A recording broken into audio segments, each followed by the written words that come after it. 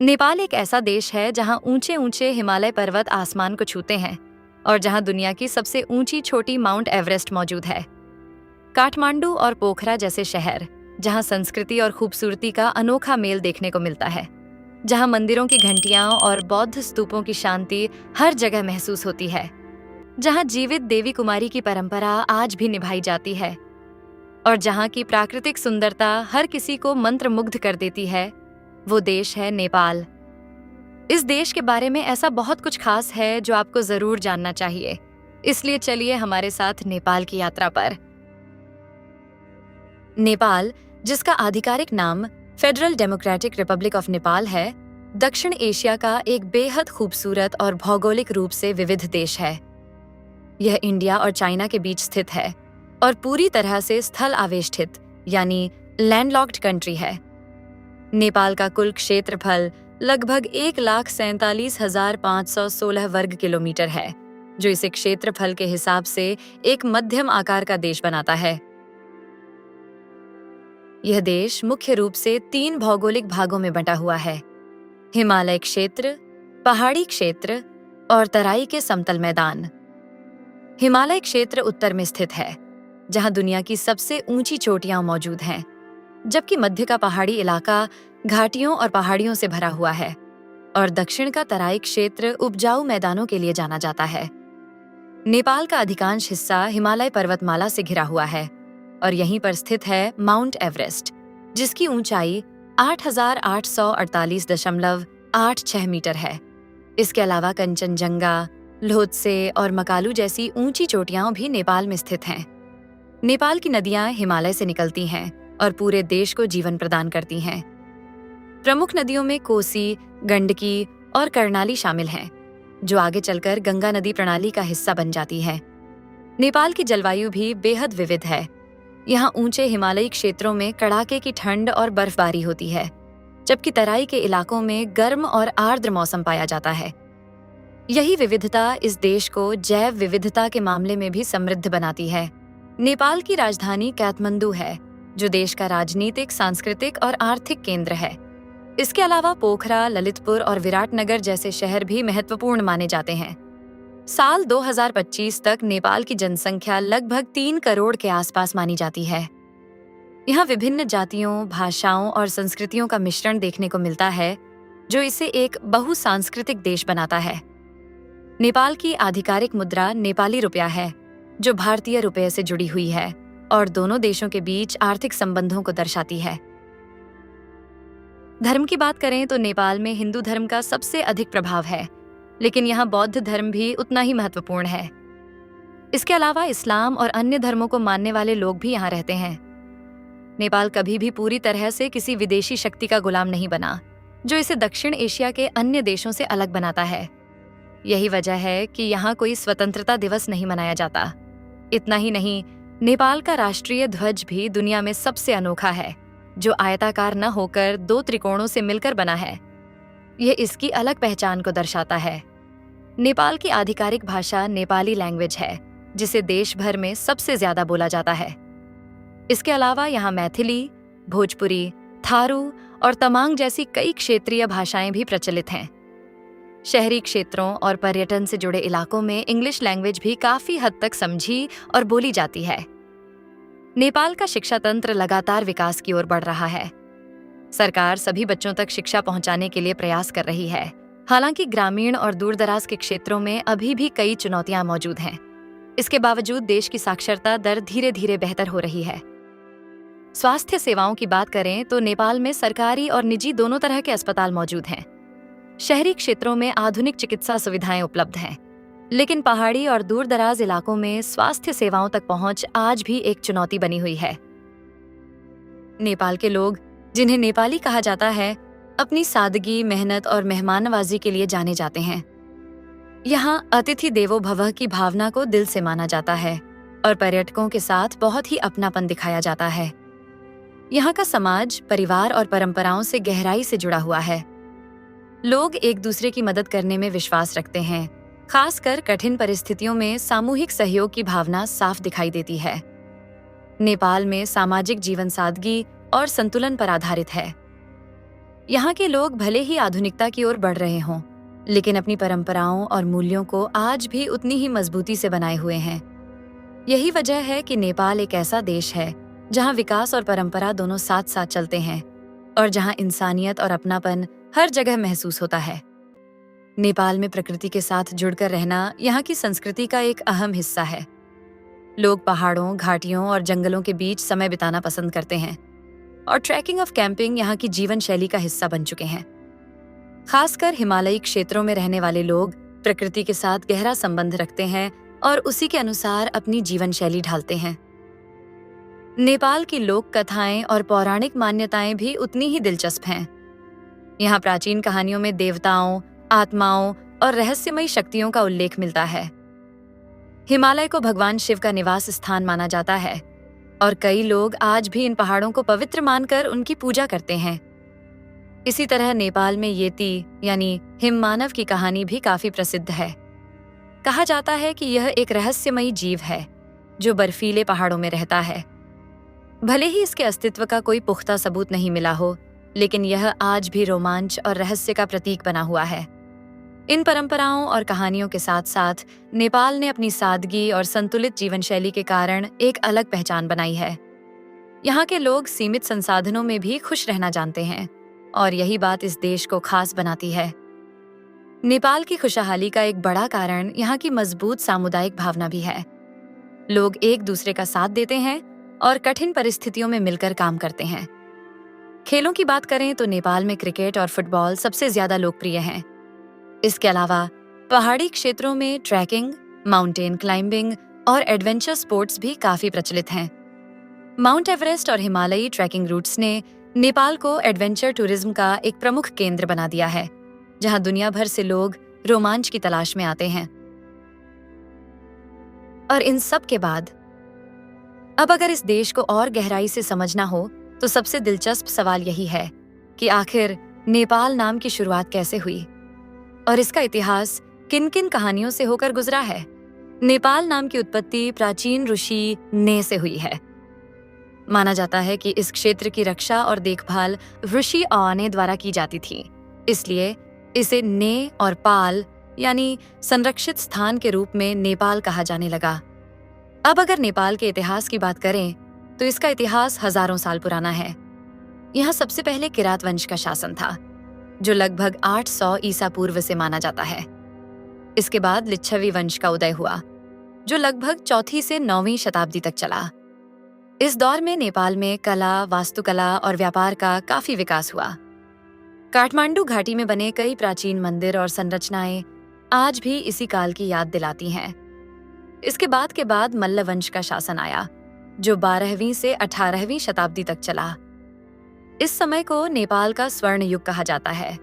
इसी दौरान काठमांडू, भक्तपुर और पाटन जैसे शहरों में भव्य दरबार, मंदिर और सांस्कृतिक धरोहरों का निर्माण हुआ। इसके बाद 18वीं सदी में पृथ्वी नारायण शाह ने कई छोटे छोटे राज्यों को एकजुट कर आधुनिक नेपाल की नींव रखी। उन्होंने नेपाल को एक मजबूत और एकीकृत राष्ट्र के रूप में स्थापित किया। नेपाल की एक खास बात यह भी है कि यह कभी भी पूरी तरह से किसी विदेशी शक्ति का गुलाम नहीं बना। हालांकि 19वीं और 20वीं सदी में ब्रिटिश भारत के साथ इसके संबंध रहे, लेकिन नेपाल ने अपनी संप्रभुता को बनाए रखा। इसके बाद 1846 से 1951 तक नेपाल में राणा शासन रहा, जिसमें सत्ता कुछ गिने चुने शासकों के हाथों में केंद्रित रही। यह दौर राजनीतिक रूप से सीमित स्वतंत्रता का समय था। साल 1951 में नेपाल में लोकतंत्र की शुरुआत हुई और इसके बाद धीरे धीरे देश ने राजनीतिक बदलावों का सामना किया। 2008 में नेपाल को आधिकारिक रूप से एक संघीय लोकतांत्रिक गणराज्य घोषित किया गया, जिससे राजशाही का अंत हो गया।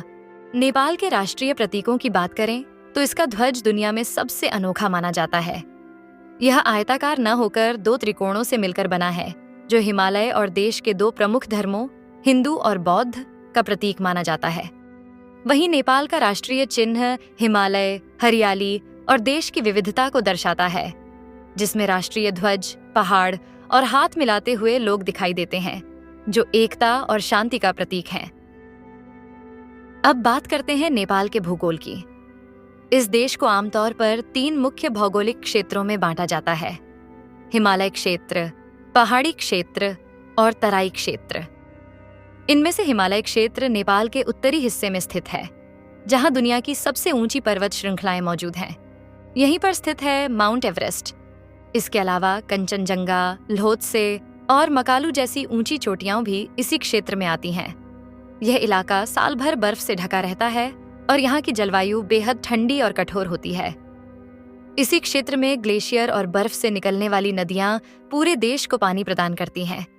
इसके बाद आता है पहाड़ी क्षेत्र, जो देश के मध्य भाग में फैला हुआ है। यहाँ ऊंची नीची पहाड़ियां, गहरी घाटियां और उपजाऊ जमीन मिलती है। इसी क्षेत्र में काठमांडू घाटी स्थित है, जो नेपाल का सांस्कृतिक और राजनीतिक केंद्र है। पहाड़ी क्षेत्र में मौसम अपेक्षाकृत मध्यम रहता है और यहाँ खेती, बसावट और पर्यटन बड़े पैमाने पर होता है। इसके बाद आता है तराई क्षेत्र, जो नेपाल के दक्षिणी हिस्से में स्थित समतल और उपजाऊ मैदान है। यह क्षेत्र इंडिया की सीमा से सटा हुआ है और यहाँ की जलवायु गर्म और आर्द्र होती है। तराई को नेपाल का अनाज भंडार भी कहा जाता है, क्योंकि यहाँ खेती बड़े पैमाने पर की जाती है। इसके अलावा यह क्षेत्र घने जंगलों और वन्य जीवों के लिए भी प्रसिद्ध है। नेपाल की नदियां मुख्य रूप से हिमालय से निकलती हैं और 3 प्रमुख नदी प्रणालियों कोसी, गंडकी और कर्णाली में विभाजित हैं। ये नदियां आगे चलकर गंगा नदी प्रणाली में मिल जाती हैं और पूरे क्षेत्र के लिए जीवन रेखा का काम करती हैं। ऊंचाई में अत्यधिक अंतर होने के कारण नेपाल की जलवायु में भी जबरदस्त विविधता देखने को मिलती है। हिमालयी क्षेत्रों में अल्पाइन जलवायु पाई जाती है, जहां साल भर कड़ाके की ठंड और भारी बर्फबारी होती है। वहीं पहाड़ी क्षेत्रों में समशीतोष्ण जलवायु मिलती है, जहां मौसम संतुलित और सुहावना रहता है। इसके विपरीत तराई क्षेत्र में उष्णकटिबंधीय जलवायु पाई जाती है, जहां गर्मियां गर्म और आर्द्र होती हैं, जबकि सर्दियां अपेक्षाकृत हल्की रहती हैं। इसी जलवायु विविधता के कारण नेपाल की बायोडायवर्सिटी भी बेहद समृद्ध है। यहाँ अलग अलग ऊंचाइयों पर विभिन्न प्रकार के इकोसिस्टम देखने को मिलते हैं, जिनमें उष्णकटिबंधीय जंगलों से लेकर बर्फीले पर्वतीय क्षेत्र तक शामिल हैं। नेपाल के जंगलों में साल, देवदार और रोडोडेंड्रोन जैसे पेड़ पाए जाते हैं, जबकि ऊंचाई वाले क्षेत्रों में मॉस और लाइकेन की कई प्रजातियां देखने को मिलती हैं। यहाँ के वन्यजीव भी काफी विविध हैं। तराई के जंगलों में बंगाल टाइगर और वन हॉर्न्ड राइनोसोरस जैसे दुर्लभ जानवर पाए जाते हैं, जबकि पहाड़ी और हिमालयी क्षेत्रों में स्नो लेपर्ड और रेड पांडा जैसे जीव मिलते हैं। इसके अलावा नेपाल में सैकड़ों प्रजातियों के पक्षी भी पाए जाते हैं, जो इसे बर्ड वॉचिंग के लिए एक महत्वपूर्ण स्थान बनाते हैं। नेपाल की नदियों में विभिन्न प्रकार की मछलियां पाई जाती हैं, जो यहाँ के स्थानीय जीवन और खान-पान का हिस्सा हैं। अगर राष्ट्रीय प्रतीकों की बात करें तो नेपाल का राष्ट्रीय पशु काऊ है, जबकि राष्ट्रीय पक्षी हिमालयन मोनाल माना जाता है। वहीं राष्ट्रीय फूल रोडोडेंड्रोन है, जिसे यहाँ लाली गुराउंस के नाम से जाना जाता है, और यह पहाड़ी क्षेत्रों में बड़ी मात्रा में पाया जाता है। और यही प्राकृतिक विविधता और समृद्ध वन्य जीवन नेपाल को एक ऐसा देश बनाते हैं, जहाँ हर मौसम, हर जंगल और हर पहाड़ एक नई कहानी सुनाता है।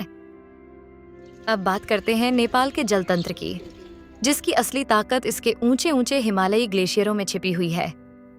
दरअसल नेपाल को एशिया का वाटर टावर भी कहा जाता है, क्योंकि यहाँ से निकलने वाली नदियां सिर्फ देश ही नहीं, बल्कि पूरे दक्षिण एशिया के जीवन को प्रभावित करती हैं। नेपाल की ज्यादातर नदियां हिमालय के ग्लेशियरों से निकलती हैं और इन्हीं के पिघलने से साल भर पानी की आपूर्ति बनी रहती है। यही वजह है कि यहाँ की नदियां तेज बहाव और अपार ऊर्जा से भरपूर होती हैं। नेपाल की सबसे प्रमुख नदी प्रणालियों में कोशी रिवर, गंडकी रिवर और कर्णाली रिवर शामिल हैं।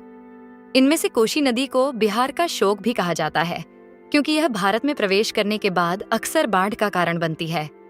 लेकिन नेपाल के लिए यही नदी जलविद्युत और सिंचाई का एक महत्वपूर्ण स्रोत है।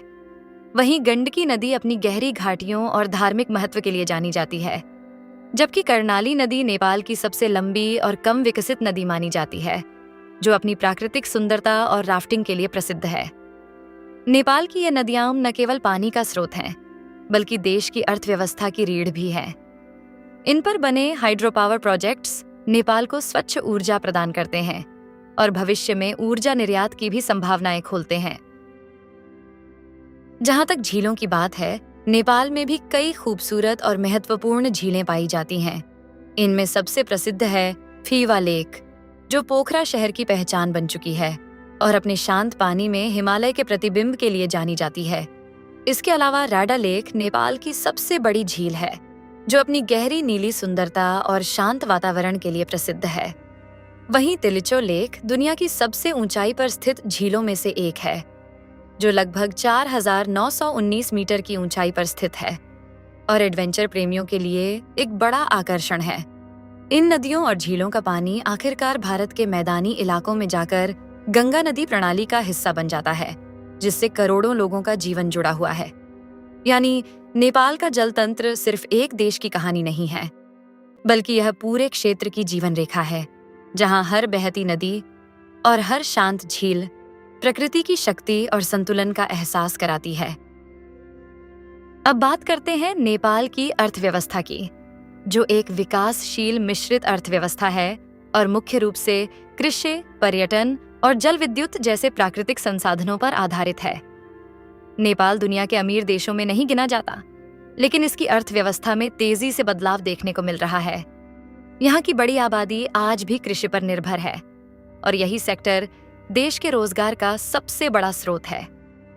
तराई क्षेत्र की उपजाऊ भूमि में चावल, गेहूं और मक्का जैसी फसलें उगाई जाती हैं, जो देश की खाद्य सुरक्षा का आधार है। इसके साथ ही नेपाल की अर्थव्यवस्था का एक और मजबूत स्तंभ है पर्यटन।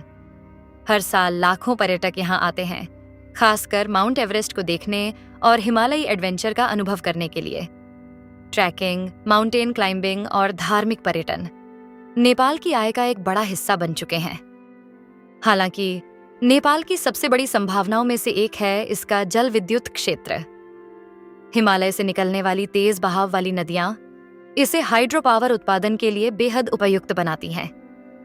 विशेषज्ञों के अनुसार नेपाल में विशाल हाइड्रो पावर क्षमता मौजूद है, लेकिन अभी इसका पूरा उपयोग नहीं हो पाया है। अगर इस क्षेत्र में सही निवेश किया जाए तो नेपाल भविष्य में ऊर्जा निर्यात करने वाला देश बन सकता है। नेपाल की अर्थव्यवस्था का एक और महत्वपूर्ण हिस्सा है विदेशों में काम करने वाले नेपाली नागरिकों द्वारा भेजी गई रेमिटेंस। ये देश की जीडीपी में बड़ा योगदान देती है और लाखों परिवारों की आय का मुख्य स्रोत है। हालांकि नेपाल को अभी भी कई चुनौतियों का सामना करना पड़ता है, जैसे सीमित औद्योगिक विकास, बेरोजगारी और इंफ्रास्ट्रक्चर की कमी। यहाँ का रोड और ट्रांसपोर्ट नेटवर्क पहाड़ी भूभाग के कारण पूरी तरह विकसित नहीं हो पाया है, लेकिन धीरे धीरे इसमें सुधार हो रहा है। ऊर्जा के क्षेत्र में नेपाल तेजी से आगे बढ़ रहा है और रिन्यूएबल एनर्जी, खासकर हाइड्रो पावर, इसके भविष्य की सबसे बड़ी ताकत बनती जा रही है। इसे आने वाले समय में एक मजबूत और आत्मनिर्भर देश बना सकती है। अब अगर नेपाल के राजनीतिक ढांचे की बात करें तो यह एक संघीय लोकतांत्रिक गणराज्य है। यहाँ राष्ट्रपति देश के औपचारिक प्रमुख होते हैं, जबकि वास्तविक शासन प्रधानमंत्री और संसद के हाथों में होता है। दिलचस्प बात यह है कि नेपाल पहले एक राजशाही हुआ करता था, लेकिन साल 2008 में राजतंत्र को समाप्त कर इसे एक लोकतांत्रिक गणराज्य घोषित कर दिया गया। आज नेपाल एक संघीय व्यवस्था के तहत संचालित होता है, जहां शक्ति केवल केंद्र सरकार तक सीमित नहीं है, बल्कि प्रांतों और स्थानीय स्तर पर भी बांटी गई है। नेपाल को कुल 7 प्रांतों में विभाजित किया गया है, जिनमें कोशी प्रांत, मधेश प्रांत, बागमती प्रांत, गंडकी प्रांत, लुम्बिनी प्रांत, कर्णाली प्रांत और सुदूर पश्चिम प्रांत शामिल हैं। इन प्रांतों की अपनी अपनी सरकारें होती हैं, जो स्थानीय स्तर पर विकास और प्रशासन को संभालती हैं। इनमें से बागमती प्रोविंस सबसे महत्वपूर्ण माना जाता है, क्योंकि यहीं पर देश की राजधानी काठमांडू स्थित है। काठमांडू न केवल राजनीतिक बल्कि सांस्कृतिक और आर्थिक दृष्टि से भी नेपाल का केंद्र है। वहीं लुम्बिनी प्रोविंस ऐतिहासिक और धार्मिक रूप से बेहद खास है, क्योंकि यही लुम्बिनी भगवान बुद्ध की जन्मस्थली है। गंडाकी प्रोविंस अपने हिमालयी दृश्यों और पर्यटन के लिए प्रसिद्ध है, जबकि कर्णाली प्रोविंस देश का सबसे कम विकसित लेकिन प्राकृतिक रूप से बेहद समृद्ध क्षेत्र माना जाता है। इसी तरह सुदूर पश्चिम प्रांत अपनी सांस्कृतिक विविधता और पारंपरिक जीवन शैली के लिए जाना जाता है। यानी नेपाल का राजनीतिक ढांचा केवल शासन चलाने का एक सिस्टम नहीं है, बल्कि यह एक ऐसा संतुलन है जहां केंद्र और स्थानीय स्तर मिलकर एक विविध और जटिल देश को एकता में बांधते हैं। अब नेपाल के इन प्रांतों से आगे बढ़ते हुए चलिए इसके प्रसिद्ध पर्यटन स्थलों की यात्रा पर निकलते हैं, जिसकी शुरुआत हम करेंगे इसकी ऐतिहासिक और जीवंत राजधानी काठमांडू से। नेपाल के मध्य भाग में स्थित यह शहर संस्कृति, आस्था और इतिहास का अद्भुत संगम है। यहाँ आप पाशुपतिनाथ टेम्पल जैसे पवित्र मंदिर के दर्शन कर सकते हैं, जो भगवान शिव को समर्पित है और यूनेस्को विश्व धरोहर स्थल भी है। इसके अलावा बौद्धनाथ स्तूप और स्वयंभूनाथ जैसे स्थल बौद्ध संस्कृति और आध्यात्मिकता की झलक दिखाते हैं। वहीं काठमांडू दरबार स्क्वायर आपको नेपाल के शाही इतिहास और प्राचीन वास्तुकला से रूबरू कराता है। काठमांडू की इस ऐतिहासिक और आध्यात्मिक यात्रा के बाद अब चलते हैं नेपाल के सबसे खूबसूरत शहर पोखरा की ओर। यह शहर अपनी शांत झीलों और हिमालय के मनमोहक दृश्यों के लिए जाना जाता है। यहाँ स्थित फीवा लेक के किनारे बैठकर बर्फ से ढकी चोटियों का प्रतिबिंब देखना एक जादुई अनुभव होता है। यहीं से आप अन्नपूर्णा रेंज की ट्रैकिंग का भी आनंद ले सकते हैं, जो दुनिया के सबसे प्रसिद्ध ट्रैकिंग रूट्स में से एक है। इसके बाद सफर पहुंचता है नेपाल के तराई क्षेत्र में, जहां घने जंगल और वन्य जीवन आपका इंतजार करते हैं। यहाँ स्थित चितवन नेशनल पार्क वन्यजीव प्रेमियों के लिए स्वर्ग माना जाता है, जहां आप जंगल सफारी के दौरान दुर्लभ जानवरों को करीब से देख सकते हैं। इसके बाद बारी आती है उस स्थान की जो नेपाल ही नहीं बल्कि पूरी दुनिया की पहचान बन चुका है, माउंट एवरेस्ट। दुनिया की सबसे ऊंची चोटी, यह सिर्फ एक पर्वत नहीं बल्कि साहस और सपनों का प्रतीक है। हर साल हजारों एडवेंचर प्रेमी यहाँ ट्रैकिंग और क्लाइंबिंग के लिए आते हैं, खासकर एवरेस्ट बेस कैंप तक पहुंचने के लिए। इसके अलावा नेपाल का लुम्बिनी धार्मिक दृष्टि से बेहद महत्वपूर्ण है, जहां भगवान बुद्ध का जन्म हुआ था। यह स्थान दुनिया भर के श्रद्धालुओं को अपनी ओर आकर्षित करता है। इन ऐतिहासिक और प्राकृतिक धरोहरों के बाद अब बात करते हैं नेपाल के रंग बिरंगे त्योहारों की। नेपाल में त्योहार सिर्फ परंपरा नहीं बल्कि जीवन का हिस्सा है। सबसे बड़ा और महत्वपूर्ण पर्व है दशैन, जिसे बुराई पर अच्छाई की जीत के रूप में मनाया जाता है। इस दौरान पूरे देश में खुशियों का माहौल होता है। इसके बाद आता है तिहार, जिसे दीपों का त्योहार भी कहा जाता है, जहां घरों को रोशनी से सजाया जाता है और जानवरों की भी पूजा की जाती है। वहीं होली रंगों और खुशियों का त्योहार है, जो पूरे देश में उत्साह के साथ मनाया जाता है। अब बात करते हैं नेपाल के स्वाद की। नेपाल का पारंपरिक और सबसे लोकप्रिय व्यंजन दाल भात है, जो दाल, चावल और सब्जियों का संतुलित भोजन होता है। इसके अलावा मोमो दुनिया भर में प्रसिद्ध हो चुके हैं, जिन्हें भाप में पकाया जाता है और चटनी के साथ खाया जाता है। सेल रोटी एक पारंपरिक मिठाई है जो खास मौकों पर बनाई जाती है, जबकि गुन्द्रुक यहाँ का एक अनोखा और पारंपरिक भोजन है। ड्रिंक्स में चिया यानी नेपाली चाय काफी लोकप्रिय है, जबकि ठंडे इलाकों में लोग स्थानीय पेय भी पसंद करते हैं। यहाँ की पारंपरिक पोशाक में महिलाएं साड़ी और गुन्यू चोली पहनती हैं, जबकि पुरुष द्वारा सुरुवाल पहनते हैं, जो उनकी सांस्कृतिक पहचान का हिस्सा है। अगर नेपाल घूमने की बात करें तो यहाँ आने का सबसे अच्छा समय अक्टूबर से नवंबर और मार्च से अप्रैल के बीच माना जाता है। इन महीनों में मौसम साफ रहता है और हिमालय की चोटियां अपने सबसे सुंदर रूप में दिखाई देती हैं। और अब इसी के साथ हम आपको छोड़ते हैं नेपाल की उस अद्भुत दुनिया में, जहां आसमान को छूती चोटियां हैं और जहां हर कदम पर आध्यात्मिक शांति है।